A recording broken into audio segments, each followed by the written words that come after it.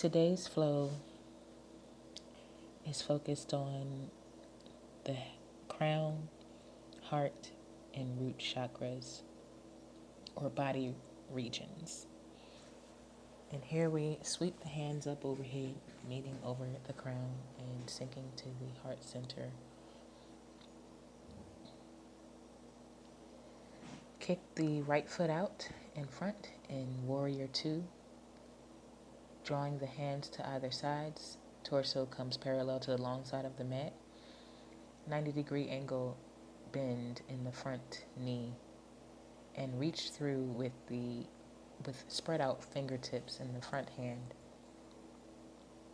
The back hand is extended back, fingertips spread wide as well, and we're reaching through and hinging off of the outer edge of the back foot. Let's flip the palm, drift everything back, torso comes back into reverse warrior. Here we connect to what grounds us, what reinforces our sense of security and stability,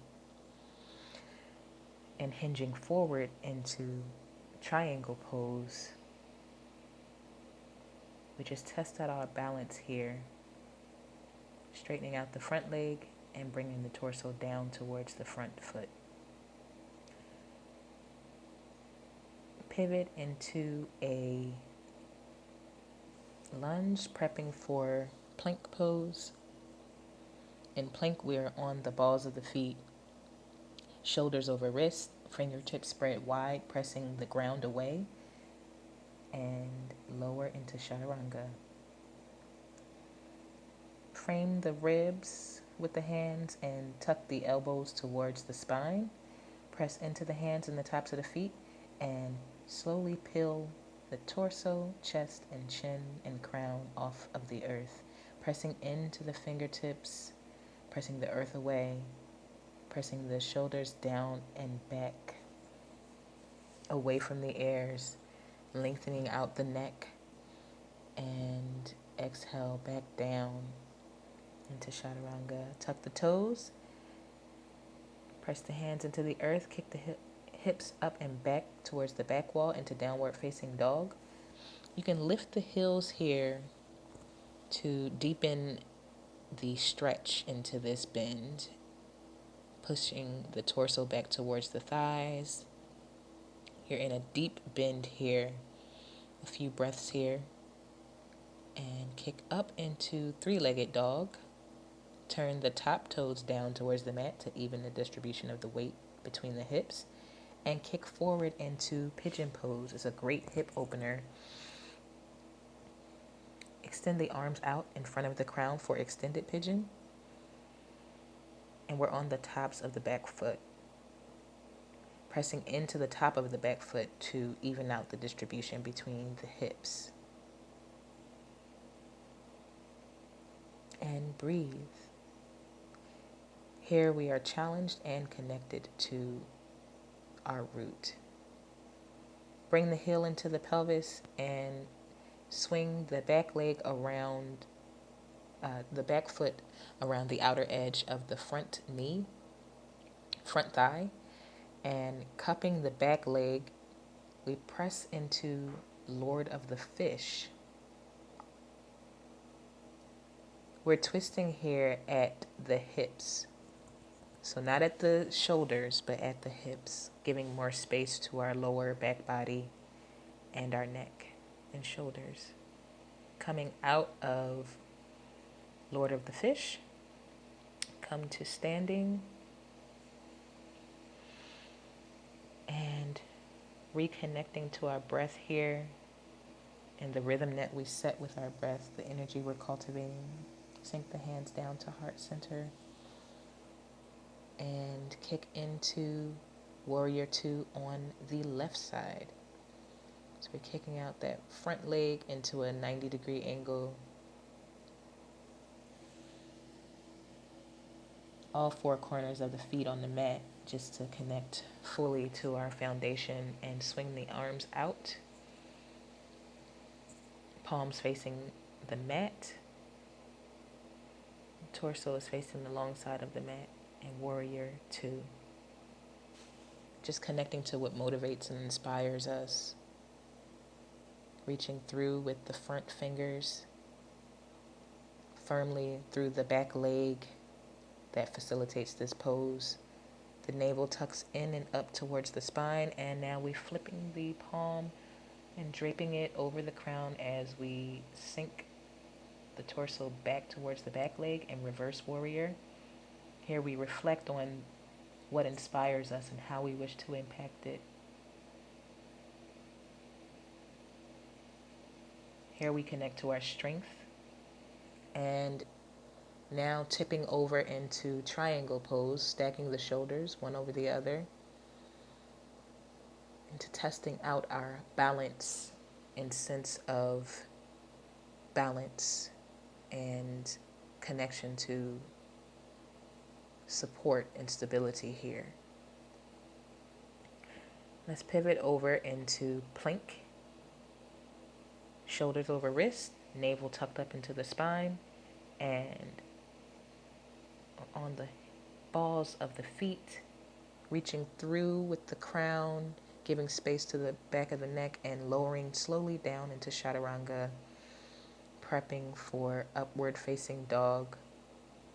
The hands frame the sternum and the elbows tucked towards the spine. And we slowly press into our hands and peel the torso, chest, and chin and crown up off of the earth into upward facing dog. You can press into your fingertips, which are spread out wide, into the mat, pressing the earth away to give more space to the shoulders and the lower neck. Slowly lower down to kiss the earth. Tuck the toes. Push the hips up and back into downward facing dog. And again, here's where we play with the space that we can make and create for our lower back and our lower body. How much space can we give to the support that we need to facilitate these poses? Staying here for a few breaths and rolling back and forth, kicking up into three-legged dog on the left. Top toes point down towards the mat and kick forward into pigeon pose on the left. And here we press into the top of the back foot to lightly lift the hips and extend the front leg, the front knee, a little wider than the mat, just to give an even distribution to the hips here. And breathe. A few deep breaths here. And slowly come up into a twist, Lord of the Fish, bringing that back foot around to wrap around the outer edge of the front thigh, and that back arm stands as a pillar to support this pose. And we twist at the hip and push the outer edge of the the back leg with the elbow, spreading the fingers, both the ones on the mat and the ones in the air, to activate our core and engage the muscles that support us in this pose. And slowly coming out of Lord of the Fish, we go into tabletop. Hips over knees, shoulders over wrists, fingers spread wide, and we prep for child's pose, bringing the big toe mounds together, knees come wider than the hips.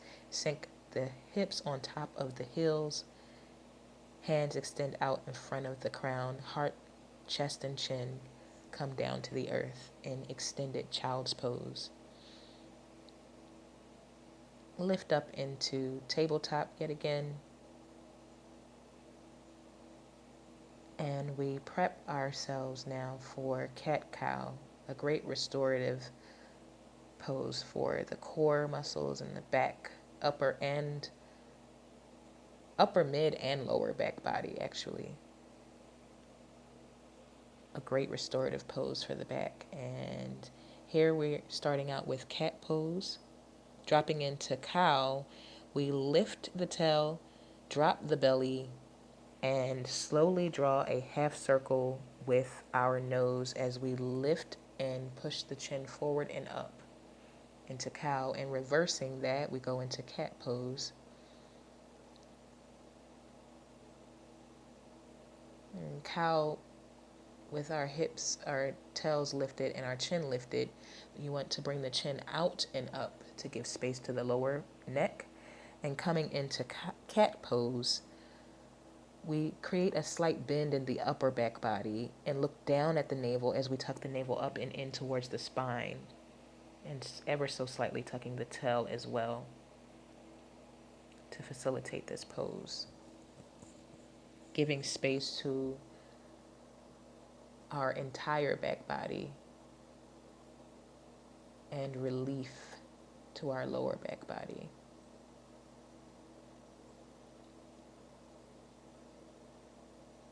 Cow pose is great, pressing into the fingertips and really giving an extension to that lower neck. So in cow, we press into the hands and press the shoulders away from the ears just to give the ultimate space. Come to a comfortable seat. Bring the soles of the feet together and push the heels towards the pelvis. Coming into bounded, seated bounded angle pose or Baddha Konasana.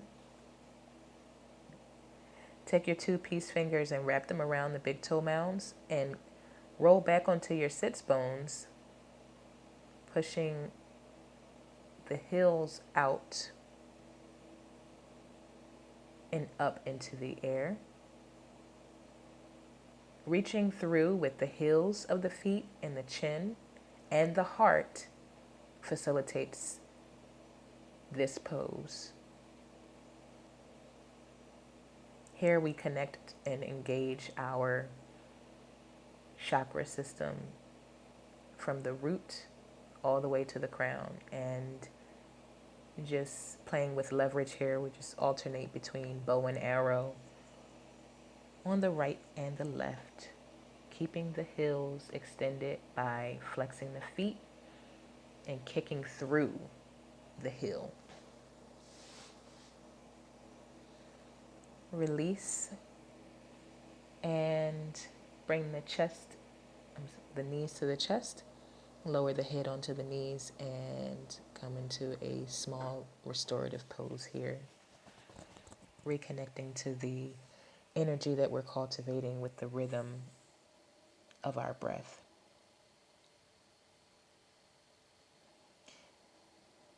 And here we prep for bridge pose. The hands come down to the sides and the heels of the feet meet the fingertips. We're pressing into the hands and the feet, all 4 corners of the feet. Clasp the hands under the hips as you lift the hips. And press into the earth with the feet, shoulders, and elbows as you lift the hips into the air, lifting the chest towards the chin as you lift the chin. So do not tuck the chin into the chest, but lift the chest to meet the chin as you lift the chin. This creates a slight arch in the upper back body, and slowly release.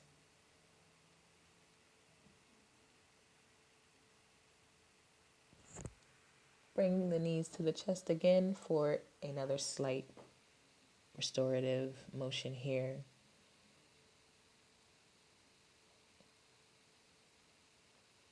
Rolling between the left and the right. Just give a slight rub to the lower back body and the shoulders.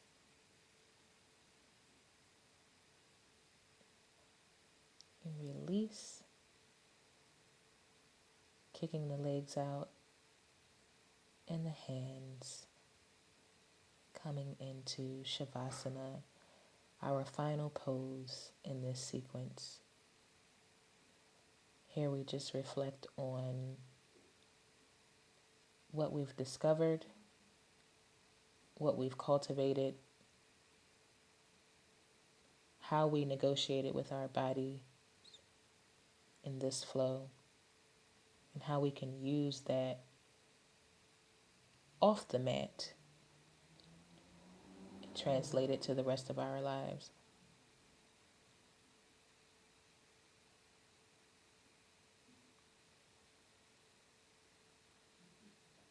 How can you use what inspires you to motivate and impact? Slowly coming up to seating, thank yourself for dedicating yourself to practice and to your wellness.